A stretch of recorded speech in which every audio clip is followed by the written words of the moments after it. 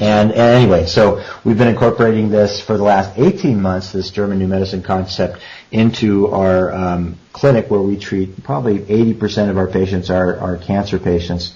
And absolutely, just tremendously impressed, in particular with the precision with which we can zero in on the etiology or cause of the cancers, and not just cancer. That Hamer discovered these principles apply to all disease. This is really interesting now. Think about this concept of different octaves of self-devaluation. Mm-hmm. Think of, for example, going away from injuries, think of osteoporosis. Mm-hmm. Think of a woman who goes through the change, the menopause, and the estrogen levels decreasing. Estrogen gives us our curviness and the feminine qualities. Think of how a woman feels about herself at that time. You can devalue yourself in a very subtle octave all over, but it goes to your bone, but it's like little microscopic ulcerations, but it doesn't always have to be a universal distribution. It's incredible. It can be very specific parts of the body due to each body mapping out to particular emotions. But anyway, osteoporosis can be attributed to this. But also, of course, you're right. Actually, there was a fellow at a cancer talk with one of our mutual friends, Dr. Lee Cowden, whose history was quite interesting, that he had a true osteosarcoma. And he was an athlete. And he had, I believe, I'm not sure if he might have had to get an amputation, or he had a major dysfunctional leg after that for life. And I pointed out during the talk, I said, gosh, this is the kind of thing that could do that, is to really, really be angry about that injury and to really devalue yourself and devalue that part of your body because it's blocking you from fulfilling your potential. And of course, he has that for life. So absolutely, it could affect someone for their whole life. Oftentimes we say in energy psychology, we're sick today because we haven't finished something yesterday. And that yesterday could be yesterday, or it could be 50 years. It could be at our time of birth. It could be at our time in utero. It could be even ancestral.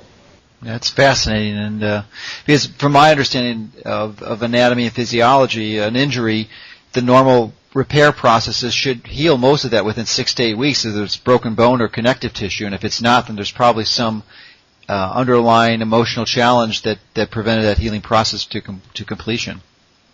Yes, that's a good point. I'll just tell a little story. So we've got this fellow with a bunch of cancer, and we're helping him out, and of course it can be quite trying for the loved ones to support, and actually it's tough because you're bridging alternative medicine, and sometimes you need to go to someone that does traditional medicine, and it can drive you crazy. Dr. Hamer says like taking a hot shower and cold shower. Anyway, so this fellow's wife was really stressed out, and she, but we kind of made a breakthrough.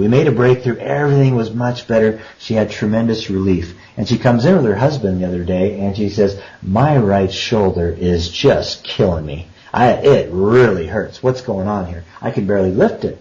And I said, oh, okay. So I think of that two-phase chart, and I say, well, inflammation and swelling and heat, and that's going to be in the repair phase, so she must have repaired something. And I know the history of all the stress she's been under. I said, well, let me tell you about that right shoulder. For you're a right-handed woman, that is, on that side of your body, that is the side of dominance that you embrace, that you would embrace your husband. And you were so worried that you were losing him, that you were losing your embrace on him, that you felt, this is the operative phrase for her in the subconscious, is that I devalue myself in my ability to embrace my husband, to hold him. I don't know if I'm doing a good job. I don't think I am. So the brain began to do a micro-ulceration of shoulder components, whether it's ligaments, joint space, etc. But when she feels the relief, that is when it goes into healing and it swells. But you can upgrade that healing just by simply saying, hey, can you see that? Can you see how there's that connection? And when she did, I just spent 5 minutes on it, and she was already 60-70% better, just showing her that this wasn't a disease she was suffering from. Well, That's fascinating, because in the conventional model, she would have wound up with anti-inflammatories or arthroscopy. That's right. And you think of these folks that do the polotherapy, they're taking advantage of this physiological principle that the body tends to repair things with inflammation, and so they put these proliferants in there to reduce that. But you can also, you can hold hands with the brain, and with an understanding of the physiology, you can drive that reaction. So I had a gal come in with breast cancer a few weeks ago, and I was telling her about all these things, and somehow we got talking about her left wrist, that she had fractured her left wrist 5 years ago. And she held it out in front of her, and she could hardly move the thing. She says, look at that, I can hardly move it. And I said, I'm not one who really believes in accidents. I believe, like Carl Jung, in synchronicity. And I think synchronicity is much more prevalent than we could even imagine. And so knowing the conflict for the wrist part of the body, the wrist conflict, whether you have arthritis of the wrist or whether you fell and broke your wrist, that would have been a synchronicity in my mind. This has to do with mediating a conflict between two parties. That this individual was undergoing a stress in mediating between two parties. So I said, hey, can you remember during that time when you fell and broke that thing? Who were you? There must have been two sides, and you were playing referee.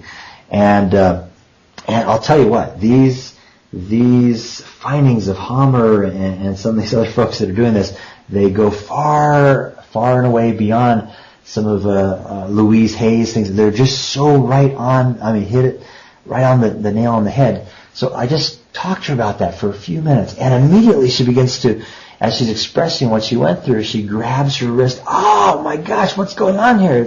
It's really hurting. What's happening? And I said, no, that's okay. It's almost as if I just injected a proliferant in there. The body is going through a repair phase now. And I said, after 5-10 minutes, I said, why don't you see if it'll move? And she said, no. I said, okay, well, let's give it a little time. As Andrew Taylor Still said, the founder of osteopathy, he said, find it and fix it and leave it alone. Mm-hmm. So we left it alone. She comes back the next day for a follow-up with another doctor, and by golly, she could move that thing full range of motion. It had been locked up for 5 years. But I told her, and it was just a 2-minute intervention, and I said, can you see how you can be stuck in healing if you don't understand? They say one of Dr. Hammer's students says, or at least this is a quote, we're only as sick as our secrets.